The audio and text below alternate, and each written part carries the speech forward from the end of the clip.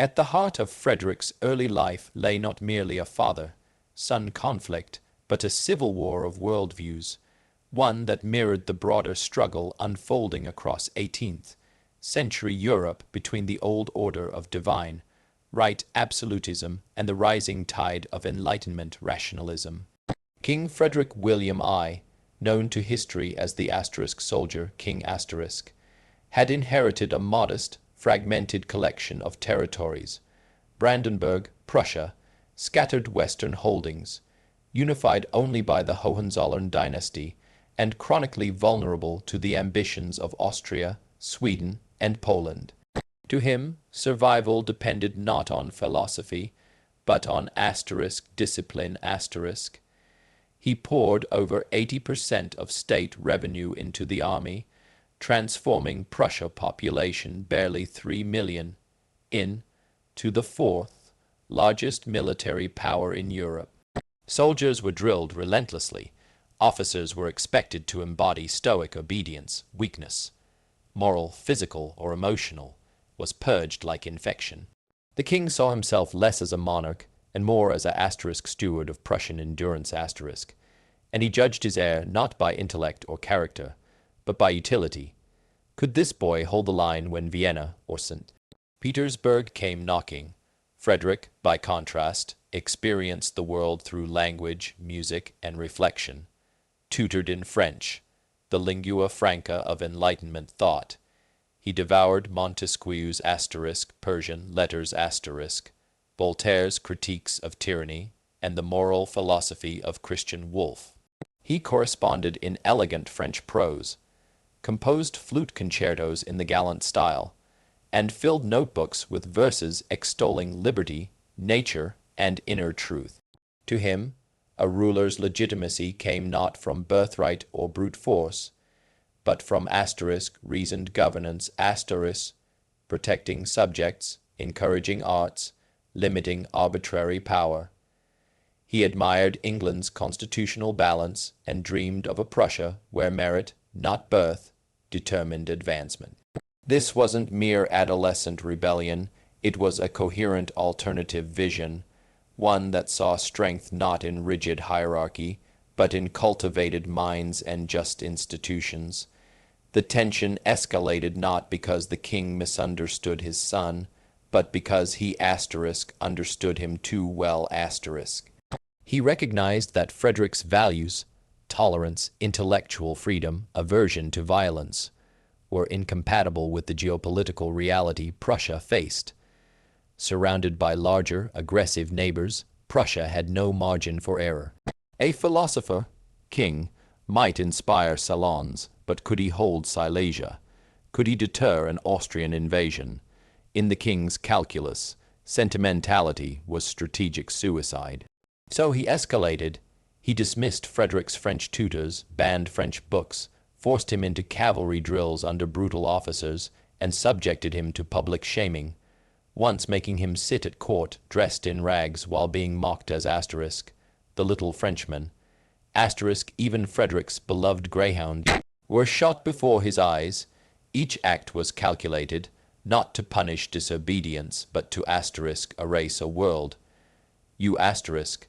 The king wasn't trying to make a soldier. He was trying to asterisk unmake a poet asterisk, believing that only then could he forge a sovereign capable of ensuring Prussia's survival. What made the conflict so tragic was that both men were, in their own frameworks, asterisk right asterisk. The king saw clearly the dangers of vulnerability in a predatory international system.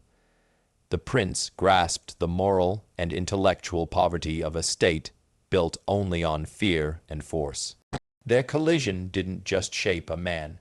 It exposed the central dilemma of modern statecraft: how to balance humanity with power, ideals with survival, when the cost of failure is annihilation. The Katte Affair was far more than a failed escape. It was a meticulously staged act of political and psychological theater, engineered by Frederick William I to dismantle his son's identity and reconstruct him as a usable instrument of state power. When news reached the king in August 1730 that Frederick had conspired with Lieutenant Hans Hermann von Katte, a trusted officer in the Prussian guards and the prince's closest confidant, to flee to England, the betrayal cut deeper than mere disobedience. Katte wasn't just an accomplice. He represented the very world the king despised. Cultured French, speaking, emotionally bonded to the crown prince in a relationship that blurred military hierarchy and personal intimacy. The conspiracy revealed that Frederick's resistance wasn't passive. It was active, organized, and supported from within the officer corps, the very foundation of Prussian strength. To the soldier king, this wasn't youthful folly. It was systemic rot, threatening the chain of command itself. The king's response was swift and ruthless, calibrated not for justice, but for transformation. Frederick was arrested, stripped of rank, imprisoned in the fortress of Custrin, and subjected to a military tribunal, unprecedented for a royal heir. Under interrogation, he confessed, implicating Katte. Prussian military law, codified in the General War Commissariat regulations, left no ambiguity. Aiding a prince's desertion in time of potential conflict constituted high treason, punishable by death. Legally, the king could have commuted Katte's sentence. Royal prerogative allowed clemency, but he chose not to. Instead, he transformed the execution into a lesson of unbearable intimacy. He ordered Frederick moved to a room overlooking the fortress courtyard. He mandated that royal guards physically restrain the prince at the window, forcing him to watch every moment. Katte's final walk, the reading of the sentence, the kneeling, the axe. Contemporary accounts describe Frederick screaming uncontrollably, fainting, and vomiting upon seeing his friend's head severed. He was then made to pass Katte's mutilated body on his way back to confinement, a final, visceral imprint. This was not vengeance. It was pedagogy by trauma. The king understood that abstract threats, whippings, lectures, isolation, had failed to extinguish Frederick's inner world. Only an event of catastrophic emotional rupture could sever his attachment to vulnerability, loyalty based on affection, and the belief that personal bonds could exist outside duty. By destroying Katte, the living embodiment of trust, shared dreams, and emotional safety, the king demonstrated, with horrifying clarity, that love was a liability, mercy a strategic error, and hesitation fatal. The message was unambiguous. In the world of power, there are no witnesses, only actors and casualties. Frederick's subsequent collapse, weeks of fever, silence near catatonia, was the necessary demolition phase. When he reemerged, compliant, requesting military instruction, studying fortifications and logistics with grim focus, the king knew the lesson had taken. The Katte Affair didn't just punish treason, it reprogrammed the heir. It taught him that leadership demanded not the sacrifice of comfort, but of conscience, that to protect a state, a ruler must be willing to sacrifice not only enemies, but friends, ideals, and even fragments of his own soul. That November morning in Custrin didn't end a rebellion. It forged the mindset that would, decades later, hold Prussia together against Austria, Russia, and France, alone, outnumbered, unbroken. Frederick's metamorphosis after Custrin was not the triumph of willpower, it was the strategic recalibration of a survivor who had witnessed firsthand the lethal cost of emotional exposure in a world governed by power. The trauma of Katte's execution did not merely harden him, it rewired his decision-making at a structural level, imprinting a core operating principle. Sentiment is the first casualty of sovereignty. Where once he had weighed choices through the lens of empathy or aesthetic harmony, He now filtered every action through a calculus of risk, utility, and deterrence. This shift manifested not in rage or impulsiveness, but in a chilling precision, the hallmark of his later military genius. His campaigns were never driven by vengeance or glory, but by cold, almost mechanical assessment. Terrain, supply, enemy psychology, timing. At the Battle of Mollwitz, his first major engagement in 1741, he initially fled the field, yet still won because he had drilled his infantry to reload in 60 seconds, a rate no Austrian unit could match. That victory wasn't luck. It was the product of years spent obsessively studying drill manuals, ballistics, and logistics during his confinement, turning isolation into preparation. He internalized that hesitation any pause for doubt, compassion, or moral reflection created exploitable gaps. Thus, his hallmark tactic, the oblique order was more than a battlefield maneuver. It was a philosophy made manifest. By refusing to engage evenly across the front, by feigning weakness on one flank while massing overwhelming force on the other, he weaponized deception and timing, the very antithesis of emotional transparency. Every feint, every forced march through snow at night, every calculated retreat that lured enemies into overextension, reflected a mind trained to conceal intent, to exploit perception, to strike only when certainty was absolute. Even his diplomatic maneuvers followed the same pattern. The sudden invasion of Silesia in 1740, launched weeks after his father's death, caught Europe off guard, not because it was impulsive, but because it was perfectly timed exploiting Austrian succession chaos with the same clinical detachment he'd applied to studying Katte's fate. Critically, his coldness was not absence of feeling, but suppression as strategy. He maintained private correspondence with Voltaire, wrote philosophical essays, and composed flute sonatas in the solitude of Sanssouci, but never in public, never where it could be perceived as weakness. He once remarked, the ruler must be like a clock, outwardly regular, inwardly complex, but never revealing the mechanism. His generals noted his eerie calm in crisis. No shouting on battlefields, no visible despair after devastating losses like Kunersdorf in 1759, when Prussia stood on the brink of collapse.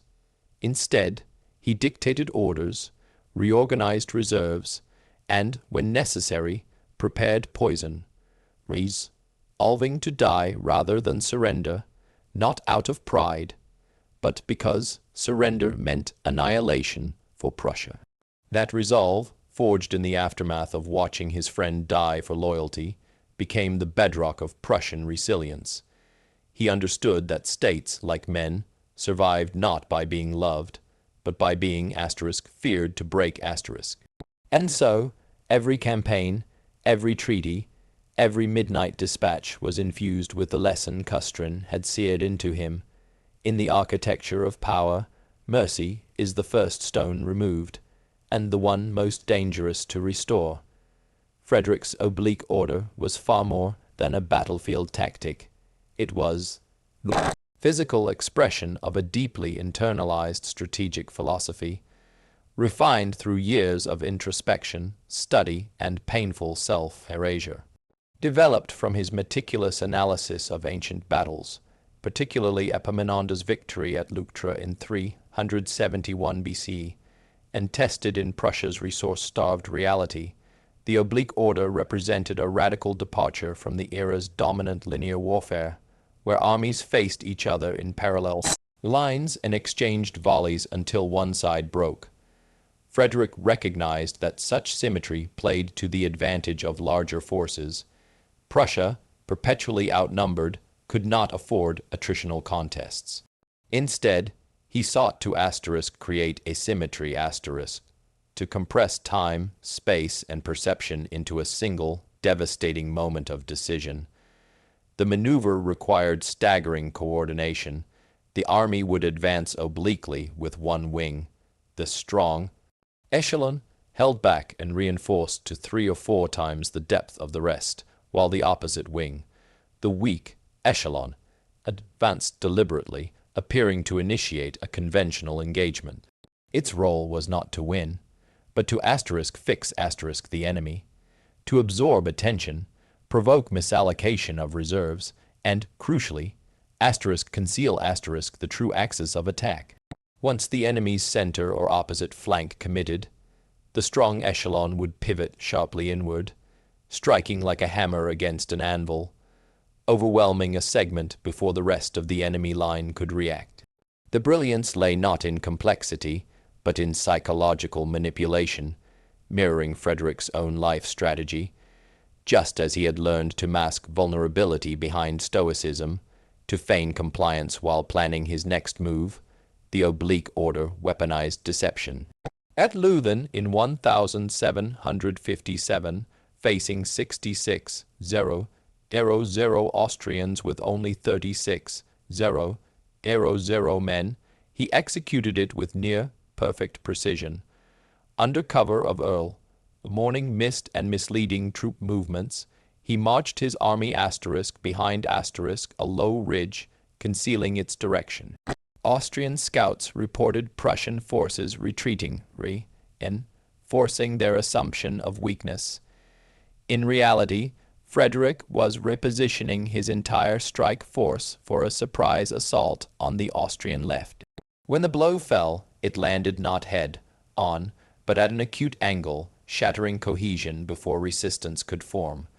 Within hours, the Austrian army disintegrated, losing over 22,000 men to Prussia's 6,000, a victory not of brute force, but of geometry, timing, and disciplined restraint. This tactic demanded more than skill. It required absolute trust in subordinates, flawless staff work, and relentless drill, qualities Frederick instilled by transforming the Prussian officer corps into an extension of his own will. He abolished aristocratic privilege in promotions, demanding competence over birth, and personally oversaw maneuvers so grueling that units could execute complex echelon shifts at quick time over broken ground. Yet beneath the technical mastery lay the deeper truth. The oblique order reflected a world forged in trauma. It acknowledged that direct confrontation with a stronger foe was suicidal. Survival required misdirection, patience, and the willingness to sacrifice part of oneself, the weak wing like the buried poet, to preserve the whole. Every time Frederick deployed it, he wasn't just out, maneuvering an army. He was reaffirming the lesson from Custrin. Show them what they expect to see, then strike where they've stopped looking. In a world that punished openness, the oblique order was not merely a military innovation. It was doctrine of the survivor, written in movement, dust, and blood. Frederick's legacy as the Great rests on undeniable achievement, territorial expansion, administrative reform, military innovation. But beneath the triumphs lay a profound and enduring solitude, the quiet cost of a life rebuilt from ruin. He transformed Prussia from a second-tier German principality into a European great power, secured Silesia against overwhelming odds, modernized the legal code, promoted religious tolerance, and corresponded with the leading minds of his age. Yet none of this brought him peace. His court at Sanssouci was famously devoid of family life. He lived apart from his wife, Elizabeth Christine, seeing her only on formal occasions, reportedly stating, "A crown prince must marry, a king never." He had no children, no intimate friendships after Katte, and confided in no one after the death of his beloved greyhounds. Symbols, perhaps, of loyalty he dared not risk again. Even his intellectual companionship with Voltaire, once a source of exhilaration, soured into mutual suspicion and public acrimony. ending in Voltaire's bitter departure and scathing memoirs. This isolation was not accidental, it was protective architecture.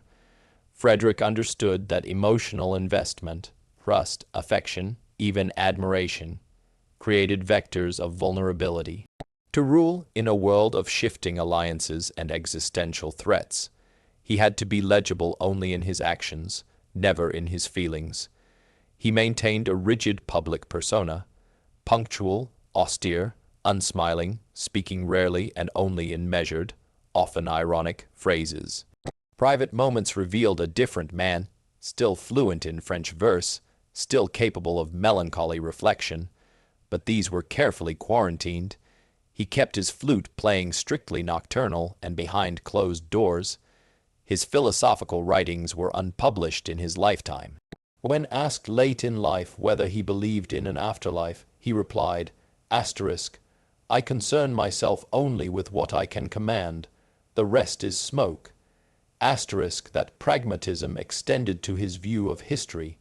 He knew future generations would praise his victories, but doubted they'd grasp the inner desolation that made them possible.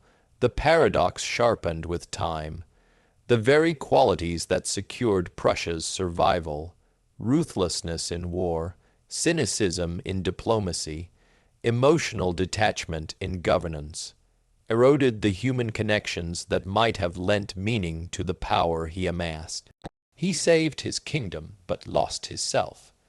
In his final years, increasingly frail and deaf, he wandered the terraces of Sanssouci at dawn, often alone, watching his soldiers drill on the plain below.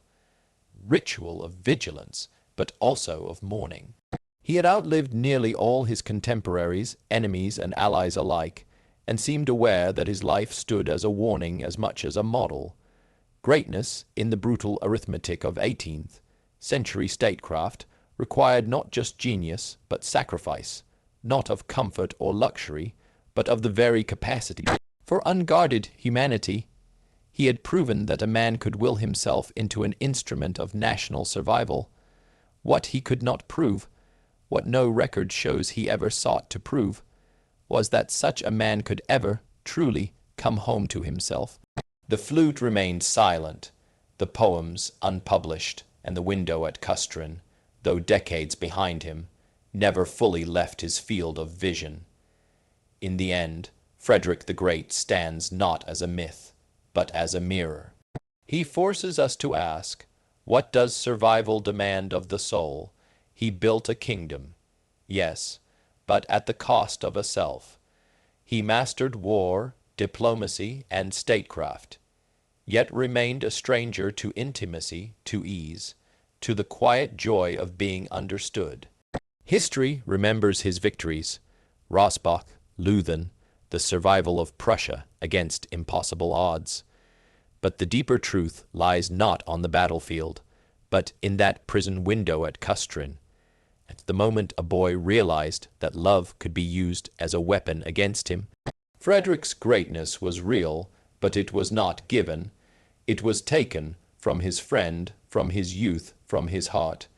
And in that taking we glimpse the terrible arithmetic of power. Sometimes the price of saving a nation is losing the man who saves it. Thank you for watching Unsolved History. If this story moved you, if it made you pause, reflect, or question the cost of greatness, we'd be honored if you liked, subscribed, and shared it with someone who believes history isn't just about dates and battles, but about choices, consequences, and the fragile line between strength and sacrifice. Your support helps us bring more untold stories to light. Stories where the past speaks not in monuments, but in whispers. To our incredible community, thank you. To the students, teachers, history lovers, and seekers of truth in Kanpur, across Punjab, and around the world, you are why we do this. Stay curious, stay compassionate, and remember, some of the most powerful turning points in history began not with a sword, but with a silence that followed a single, final breath. Until next time, this is Unsolved History. We'll see you in the archives.